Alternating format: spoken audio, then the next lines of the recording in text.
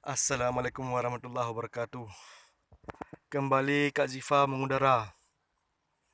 Hari ini hari Minggu, jalan-jalan, bersepeda ria. Ini dia nih Kak Zifa ini ya.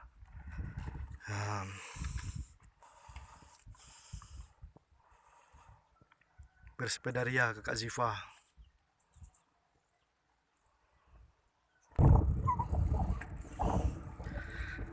Assalamualaikum Kak Zifa. Ini dia nih Kak Zifa ini. Naik sepeda.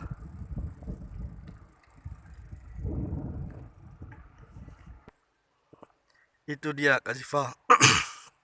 Kelihatan dari jauh.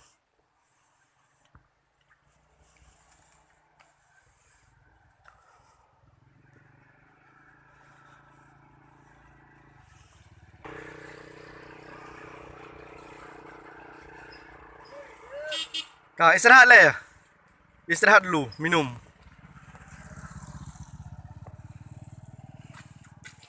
Minum dulu, minum.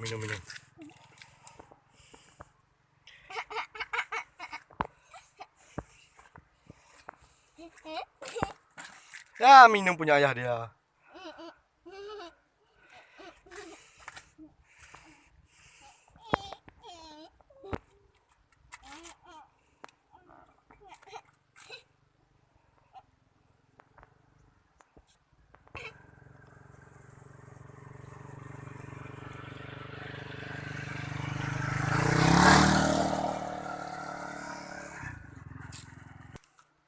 Udah dulu teman-teman ya.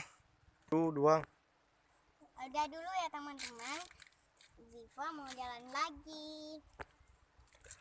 Bye-bye. Dah. Dah, jalan masih panjang.